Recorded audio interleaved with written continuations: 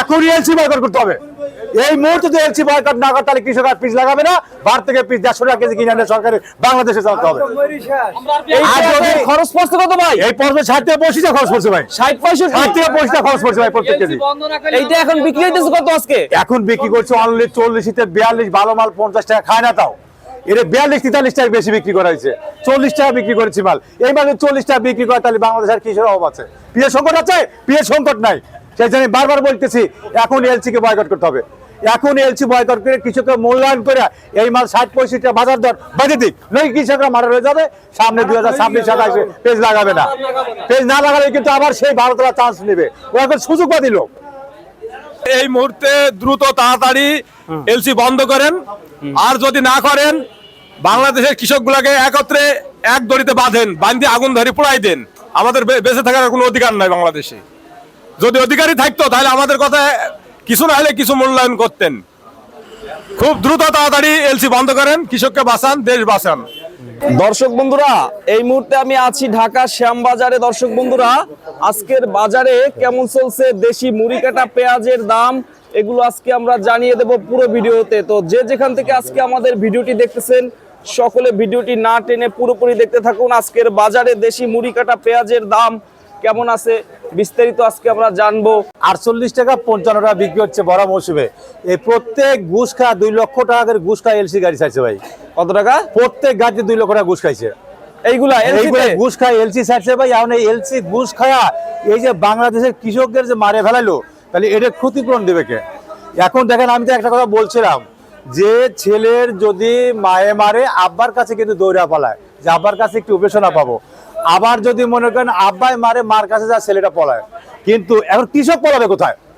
এই কৃষক কোথায় বলেন কাছে দেখা দেন আমার এখানে অনেক কৃষক না পাইকে সবই কৃষক দেখেন, এদের এলসিতে কত খরচ করছে। আপনারা এলসি বয়কট করতে হবে, বিপক্ষে আপনারা? অবশ্যই এখনই এলসি বয়কট করতে হবে। এই মুহূর্তে তো এলসি বয়কট না করে তাহলে কৃষক আর পিস লাগাবে না, ভারত থেকে পিস 150 টাকা কেজি কিনে আনলে সরকারের বাংলাদেশে চালাতে হবে। আর যদি খরচ পড়ছে কত ভাই? এই পর্বে 60 থেকে 85 টাকা খরচ পড়ছে ভাই, 60 থেকে 85 টাকা খরচ পড়ছে ভাই প্রত্যেক কেজি। এইটা এখন বিক্রি হইতেছে কত আজকে? এখন বিক্রি করছে অনলি 40 থেকে 42, ভালো মাল 50 টাকা খায় না, তাও এটা 42-43 টাকা বেশি বিক্রি করা হয়েছে। 40 টাকা বিক্রি করেছি মাল, এই মালে 40 টাকা বিক্রি করে তাহলে বাংলাদেশের কিসের অভাব আছে? পিএস সংকট আছে? পিএস সংকট নাই, সেই জন্য বারবার বলতেছি এখন এলসি কে বয়কট করতে হবে। এখন এলসি বয়কট করে কৃষকের মূল্যায়ন করে এই মাল 60-65 টাকা বাজার দর বাজে দিক, নয় কৃষকরা মারা হয়ে যাবে। সামনে 2026-27 পেজ লাগাবে না, পেজ না লাগালে কিন্তু আবার সেই ভারতরা চান্স নেবে, ও এখন সুযোগ পা দিল। ভারতের সোয়াবিন তেল আনে না কেন 60 টাকা কেজি, আমরা খাবো। ভারতের চেনি আনে না কেন 50 টাকা কেজি, আমরা খাবো। ভারতের ডাউল আনে না কেন আমাদের 50 টাকাই সরকার খাওয়া। কিসের চুক্তি করতেছে সরকার এগুলা? আমার কথা রাজা শুরু করছে, বাংলাদেশের কৃষক বাঁচবে কোথায়? আমাদের কৃষকের টাকায় গভর্নমেন্ট চলতেছে। যদি কোন কি দেন প্রমাণ দেখা দেবো। বাড়ির ট্যাক্স নেয় কে? বাড়ির ট্যাক্স নেয় কে? জমি রেজিস্ট্রি খরচটা যায় কোথায়? আমরা কৃষক যে জমি কিনি, এই কৃষকের জমির টাকা খরচটা যায় কোথায়? সেই জন্য আমি পুরোপুরি বলি এখন এলসি বয়কট করে দিতে হবে, কৃষককে মূল্যায়ন করতে হবে। আমাদের টাকা আমরাও বেতন নিচ্ছি, গভর্নমেন্টরাও বেতন নিচ্ছে। এটা কি বাইরের রাষ্ট্রে আসতেছে? আমাদের টাকা বাইরের রাষ্ট্রে কেন যাচ্ছে? কেন ইন্ডিয়া যাচ্ছে? কেন অমুক রাষ্ট্রে যাচ্ছে? রসুন নিচ্ছে না কেন? চায়না রসুন দরকার কি? বাংলাদেশের রসুন নিতেছে না, সেই রসুনটা কি বাইরের রাষ্ট্রে দেওয়া যায় না? সৌদি আরব, দুবাই, মালয়েশিয়া এগুলি পারা যায় না? 5 কেজি কেন করে সরকার কিনতে পারে না? কেন নেয় না? আলু আজকে 8 থেকে 10 টাকা 12 টাকা কেজি নতুন আলু, এই কৃষকগুলো দাঁড়াবে কোথায়? আলুগুলো সাপ্লাই দেওয়া যায় না? নেপাল, ভুটান দেওয়া যায় না? তাহলে এই কৃষকরা কোথায় দাঁড়াবে? সেই জন্য বারবারে বলি, ছেলে যদি মায়ের রাগ করে বাবার কাছে পালায় দৌড়া। আবারও কথা না বলে পারলাম না, কিন্তু মায়েও রাগ করলে কিন্তু আব্বার কাছে সেই ছেলে দৌড়ায়। কৃষক পালাবে কোথায় এখন বলেন? ভারত যাবে? কৃষক কি পাকিস্তান যাবে না? ভারতই পালা দিবে, ভারতে ভাত খাইগা। সমস্যা কি? পিজি যদি ভারতে আনতে পারে তাহলে কৃষকের ভারতে পাঠা দিক, ওরা কৃষক ভারত যায় আবার সৎ করে খাকা, ওদের বাড়ি গাড়ি করে দিক কি ভারতে। সেই জন্য আমি বারবার বলতেছি কৃষককে মূল্যায়ন করা হোক, না হলে 2026 সনে পিস কিন্তু আবার 150 টাকা হবে। কৃষক কিন্তু তখন হাতে তুড়ি দিয়ে বলবে এখন কি আমাদের দেখাইলেন না? এখন ভারত পয়সা কেন নিচ্ছে? এখন ভারত পয়সা কেন নিচ্ছে? তখন কিন্তু কিছু হাতে তুড়ি দেবে। আমরা কি পাপ করছিলাম? আমরা কি দেশ করছিলাম? সেই জন্য আমি এই মুহূর্তে পিসকে 60 থেকে 65 টাকা মূল্য নির্ধারণ করা হোক। পিস 150 টাকা করেছিল, সেমন 70 টাকা মূল্য 70 টাকা বাচ্চা। এখন কই গেছে? এখন কই গেছে? পিস নিয়ে আসুক, এখানে পিস নিয়ে আসুক। তারপর আমি দেখবো। এখন এই পিস পাটা রেট করে দিক, পিসে রেট করে দিক 70 টাকা পয়সা রেট করে দিক, 150 টাকা হলে রেট করে, সে চাটে টানা দেয়, আসে জরিমানা করেন লাখ লাখ টাকা। আজ কোথায় গেছেন আপনারা আসেন? সেই জন্য যখন 117 টাকা কেজি তখন আপনি ভারতের মাল দিলেন না, কেন দিলেন না? আর আজকে 40টা 45টা পেঁয়াজ আপনি বড় মৌসুমে এলসি আমদানি করলেন, কারণটা কি? বাংলাদেশ কৃষকের বাঁচতে দিবেন না আপনারা? কি করবেন এখন কৃষকের? আমি কথা বলবো না, কৃষকের কাছ থেকে আপনি শোনেন, কৃষকের কাছ থেকে আপনি শোনেন। আসলে কি আপনি কৃষকের কাছে শোনেন। সবারই সমস্যা হইতেছে। আচ্ছা, তো কাকা আসছেন কোথা থেকে? আমি আসছি কুষ্টিয়া থেকে। কুষ্টিয়া থেকে? কুষ্টিয়া থেকে। আচ্ছা, তো এখন বর্তমানে আপনাদের পেঁয়াজ কত বিক্রি করতেছেন মুড়ি কাটা? এই 40-42, এতে তো আমরা মার্ডার হয়ে যাচ্ছি। বর্তমান যে অবস্থা, এতে তো কৃষক একদম নিঃস্ব হয়ে যাবে। কৃষক দাঁড়াবে কোথায় বলেন? এখন আমাদের যে পরিস্থিতি, আমাদের দাঁড়ানোর মতো কোনো জায়গা নাই। তাড়াতাড়ি, অতি দ্রুত তাড়াতাড়ি করে আপনার এলসি বন্ধ করতে বলেন। সবারই কি এক অবস্থা? একই অবস্থা। সবার এক অবস্থা? অনেক এখানে সকালে আরো কৃষক ছিল অনেক, হ্যাঁ, প্রায় শত শত। জি। এখন আপনাদের এই যে পেঁয়াজ গুলো, এটা খরচ কেমন পড়ছে এইগুলো? এগুলাই আপনার খরচ পড়ছে, আপনার বিঘাতে মনে করেন যে 70,000, 75,000 টাকা, 80,000 টাকা পর্যন্ত খরচ আচ্ছা, পড়ছে। কেজিতে কেমন খরচ পড়ছে? কেজিতে আপনার মনে করেন 60-65 টাকা খরচই আসবে আমাদের। এখন বিক্রি করছেন কত আজকে? আজকে 40-42। তাহলে তো লস হইতেছে। লস তো অবশ্যই হয়েছে। লস, একটা লেবারের দাম হচ্ছে আপনার 500 টাকা। হ্যাঁ। আপনার একটা নুনা বিষ যদি কিনতে যায়, একটা নুনা বিষের দাম আপনার 1000 টাকা, 980 টাকা দাম নেয়। আপনার সারের মূল্য বেশি, আপনার তেলের মূল্য বেশি, সমস্ত সবকিছু একটা যে কোনো পণ্য যদি কিনতে যায় কৃষক, আমরা কিনতে যাই, সে পণ্যটার অনেক দাম বেশি। হ্যাঁ, সেটা কিন্তু আমাদের কোনো মূল্য নাই। দেখেন ইন্ডিয়াতে কৃষকের কত মূল্য, আর বাংলাদেশের কৃষকের 10 পয়সাও দাম নাই। 1 কেজি পেঁয়াজ কিনলে আপনার 1 সপ্তাহ যায়। এক পোয়া পেঁয়াজে আপনার এক সপ্তাহ চলে যায়। এক কেজি পেঁয়াজ যদি 100 টাকায় বিক্রি হয়, তাও কিনা যারা ক্রেতারা যারা কিনে খায় তাদের কোনো সমস্যা নাই, কিন্তু যারা বিক্রি করে তারা বোঝে যে 1 কেজি পেঁয়াজ তৈরি করতে কত টাকা খরচ হয়। দেখেন, সেই জন্য আমি একটা কথা বলি, বেটা বলছে না, কৃষক বলছে না যে 1 কেজি তেলের দাম তো 195 টাকা, তাহলে 195 টাকা করে 60টা 70টা বাজার করে দিক তেলের দামটা। আমি পিস 40 টাকা কেজি বাজার, সমস্যা নেই। সারের দাম 1050 টাকা বস্তা, সরকার গভর্নমেন্টের সার দিচ্ছে, সে সার কেন 2000 টাকা বিক্রি হচ্ছে? যেটা কার্গিল বাংলাদেশে, ডিএপি কার্গিল বাংলাদেশে 1700 টাকা বস্তা, এটা 2600 টাকা কেন বিক্রি হচ্ছে? এদিকে একটু কঠোর নজরদারি না দিয়ে পিছের দিকে কঠোর নজর দেয়, কারণটা কি ভাই? এগুলো তো আমার একটু মনে এগুলো চায় না। কৃষকের যদি ধ্বংস করে দেয়, তাহলে বাংলাদেশ কোথায় যাবে? কৃষকরাই তো বাংলাদেশ, কৃষক বাঁচলে বাংলাদেশ বাঁচবে। তাহলে এই যে সারের দামটা, সারের কাজ কেন যাচ্ছে না? সার এক বস্তা 800-700 টাকা করুক, 1000 টাকা করুক, কি ভাই? এটা আপনার একমত না? আমাদের 30টা বেশি সমস্যা হবে? সমস্যা হবে না। সার এক বস্তা, সার এক বস্তা 600-1000 টাকা থাক, আমার পেঁয়াজ 30 টাকা কেজি হোক, আমার সমস্যা নাই। সারের দামটা কি আসলেই বেশি? অনেক বেশি, অনেক বেশি। সারের দাম বেশি? হ্যাঁ, অনেক বেশি। আপনারা অনেকে আছেন সার নাকি দোকানে গিয়ে পান না, পাওয়া যাচ্ছে না। 10 কেজি করে সিন্ডিকেট করে 10 কেজি 20 কেজি এক বস্তা সার দেয়, এটা ডিলারের কাছে চলে যাক। আপনার ভোটার আইডি কার্ড চাই, অনেক কত কাহিনী।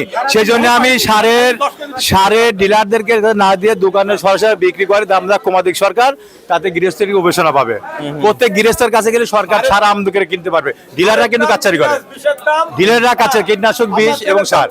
ভাই এই যে হ্যাঁ দাঁড়ান, এই যে পেঁয়াজটা ভাই আজকে 42 টাকা, এলসি পেঁয়াজ তো এখনো আসবে ভাইয়া, তাহলে তো দাম আরো কমবে। আমার কথা কি, এলসি 10 টাকা কেজি খাবে না কদিন পরে। এই পিস যদি 40 টাকা 42 টাকা বিক্রি করি, এলসি বয়কট করে দেবে ভালো।